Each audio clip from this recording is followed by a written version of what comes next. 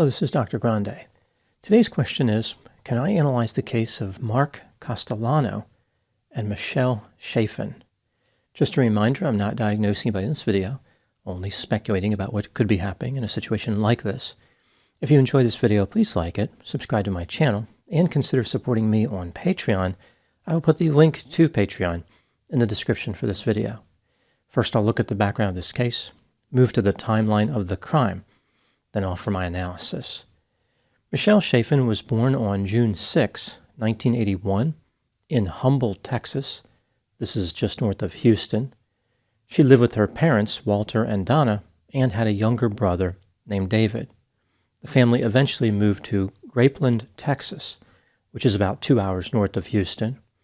In high school, Michelle met a fellow student named Chase Warren, and they became romantically involved. After graduating from high school in 1998, Michelle attended college and studied law. She had dreams of being a lawyer someday. Michelle became pregnant and moved into an apartment with Chase. They lived in the Houston area. She had a daughter named Haley on March 29, 2001. Not long after this, Michelle and Chase married. At first, the couple's relationship seemed to be fulfilling and productive. People who knew them thought that they would stay together forever, despite getting started a little bit early as far as the marriage part. Over time, however, Michelle became bored with Chase.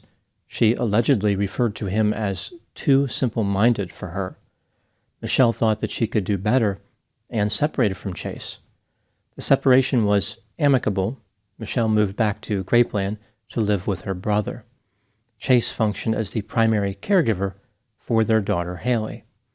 After Michelle and Chase divorced, Michelle lost her health insurance.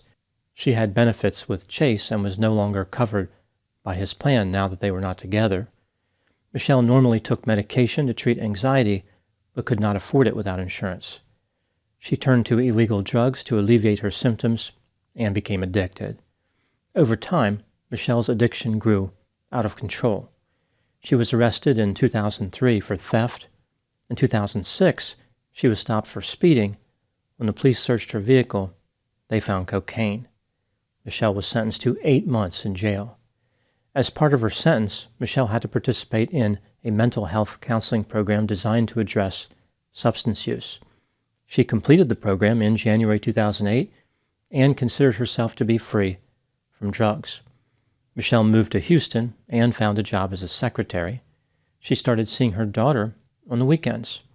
It sounds like Michelle was trying to rebuild her life after her substance use and her time in jail. When working in her new job, Michelle met a man named Mark Castellano. He was an IT consultant for the company where she worked. The couple became romantically involved, which was surprising to many people who knew Michelle. They described Mark as socially awkward, a misfit, strange, and physically unattractive. They felt as though Michelle had lowered her standards drastically. People referred to Michelle as being out of Mark's league. Mark appeared to recognize the attractiveness differential and made it a point to tell his friends about the beautiful woman who he was dating. One of his friends said that Mark showed him a picture of Michelle. The friend thought that Michelle was Mark's imaginary girlfriend. Despite the fact that many people did not approve of the relationship or were puzzled by it, Michelle and Mark appeared to get along very well. They moved in together. Michelle's daughter Haley liked Mark, which was an important indicator to Michelle that he was a suitable partner. In October 2009, Michelle and Mark had a son named Caden. Mark did not adjust well to being a father. In early 2010, just 3 months after Caden was born, Mark left Michelle and quit his job. He moved almost 500 miles away to Odessa, Texas, and lived with his parents. Michelle was not too happy with Mark's behavior. She struggled to care for Caden alone. In 2012, Mark returned to the Houston area and took a job as a technician in a repair shop. He reestablished contact with Michelle and told her that he wanted to be a father again. He started spending time with Caden. Michelle was pleased to have the assistance. In the summer of 2012, Michelle found work as a paralegal at a law firm in Houston. Her employer was only 10 minutes from an apartment where Mark lived. Michelle asked Mark if she and Caden could move in with him. She wanted his help in taking care of Caden and knew that his apartment had 2 bedrooms. Mark agreed to this arrangement. He and Michelle considered each other to be roommates as opposed to lovers. Now moving to the timeline of the crime. On Sunday, September 23, 2012, Michelle's ex-husband Chase called her brother David and informed him that Michelle had not picked up Haley as scheduled. This was out of the ordinary. Michelle's family members tried to reach her on her phone, but she did not answer. They thought that perhaps she had resumed using substances. David called Mark to find out what happened to Michelle. Mark told him that he was with Caden at his parents' house in Odessa. Mark said that he had last seen Michelle on Saturday, September 22. She was using drugs, they had an argument, and she stormed off. Mark decided to drive to his parents' house because he could not care for Caden by himself. Michelle's family contacted the police, who in turn contacted Mark. Mark told the police that Michelle had relapsed on substances a month and a half ago, and he supplied more details about the alleged altercation on Saturday night. He said that they were arguing about something that Caden had done. During the course of the argument, Michelle hit Mark in the face. She then walked into her bedroom and slammed the door. Mark went in there to resume the argument, but she was gone. Here's what the police found during the course of their investigation. Michelle's purse and cell phone were missing, but she had not used her phone since Saturday afternoon. She was typically quite active on her cell phone. Michelle's car was still in the parking lot for the apartment complex. There was no sign of a struggle in Mark's apartment. Nothing was disturbed. There was no blood.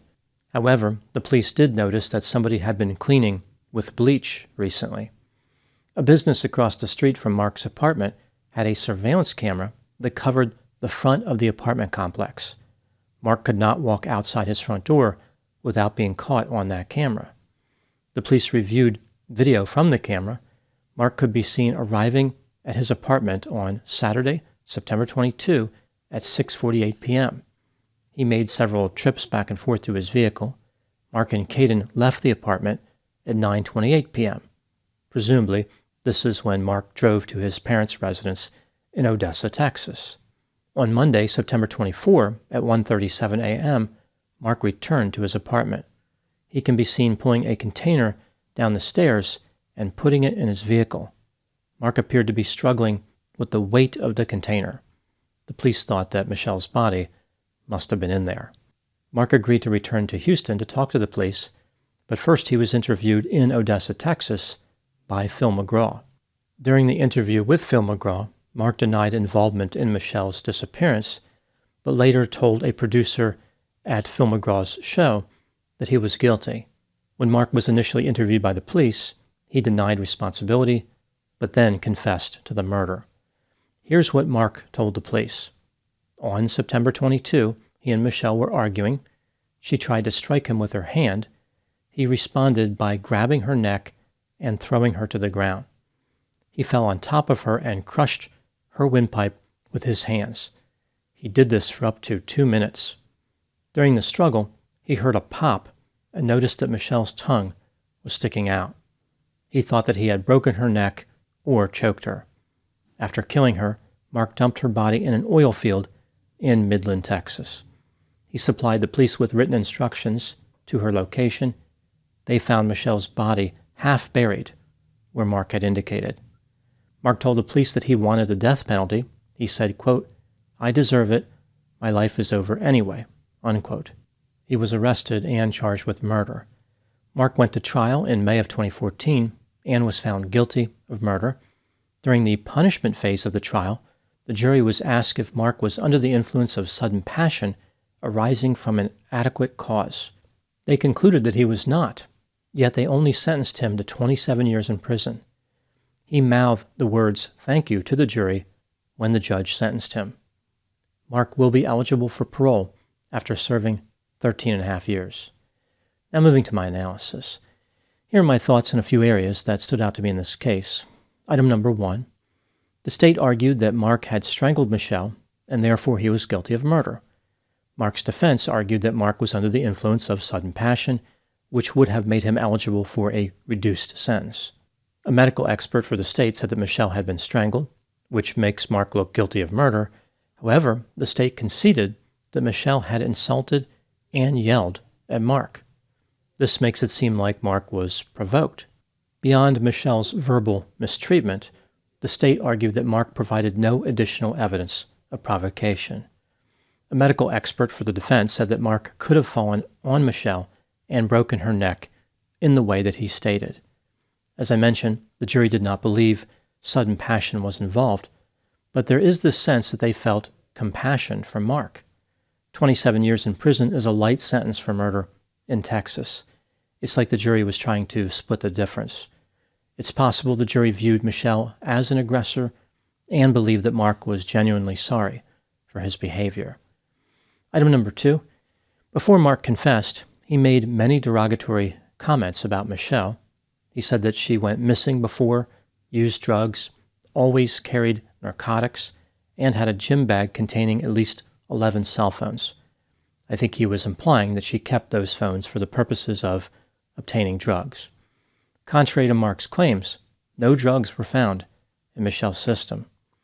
Mark described Michelle as having a princess attitude. She believed that she could get anything she wanted based on her physical attractiveness. Mark implied that Michelle controlled him and frequently mistreated him. He talked about how she had physically attacked him on several occasions. One time she threw an ashtray at him. Mark said that he responded to previous attacks with violence, noting that one time he had choked Michelle. This is the kind of statement that might have led the jury to believe Mark was telling the truth. He may have made derogatory statements about Michelle, but he also admitted that the violence went both ways.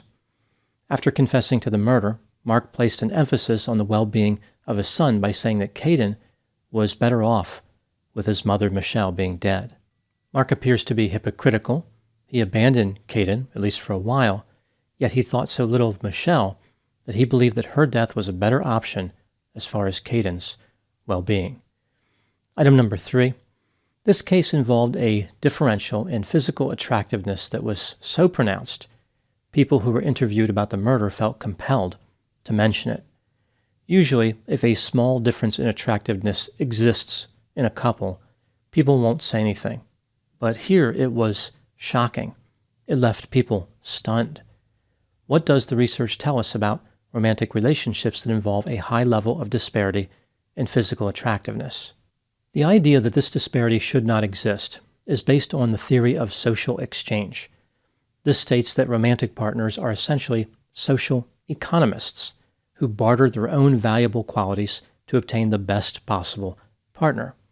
The most common type of trade is a character-specific exchange. That is, one type of relational benefit is given in exchange for an equal measure of the same benefit.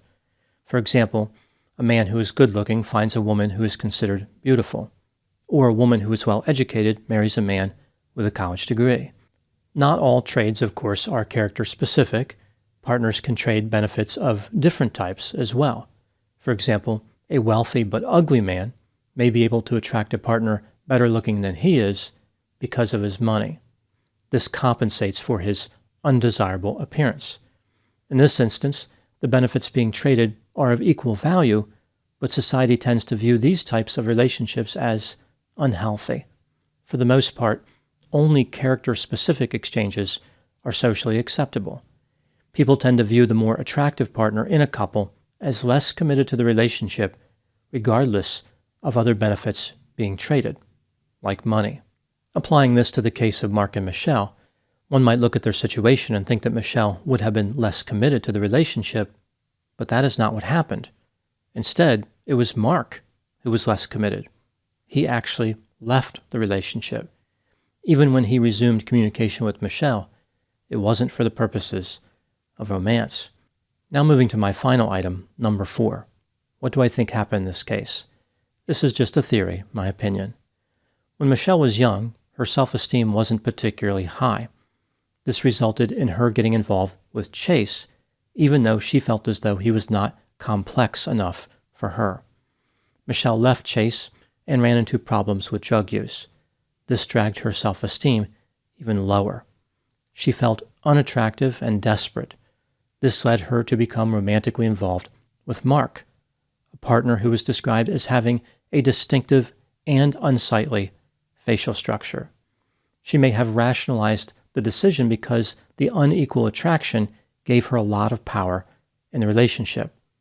So she was not with somebody who was good-looking, but at least she could control him. When Mark left her, this shattered her understanding of the world and annihilated her self-esteem. When Mark reappeared in her life, Michelle gained confidence and once again tried to exert control over Mark. She moved in with him for an economic benefit. Right away, Michelle fell back into the old habit of mistreating Mark verbally and maybe even physically. On the night of the murder, Michelle tried to strike Mark, and he killed her in a moment of rage. His behavior was not only motivated by Michelle's alleged attack, but from years of resentment over his belief that she was controlling him. He once said that Michelle owned him. When Mark attacked Michelle, he was trying to assert dominance. He wanted to show that he was powerful. He was trying to prove that he was not undesirable. But he ended up demonstrating that on another dimension, he was hideous. Those are my thoughts on the case of Mark Castellano and Michelle Chaffin. Please put any opinions and thoughts in the comment section. They always generate an interesting dialogue. As always, I hope you found my analysis of this topic to be informative. Thanks for watching.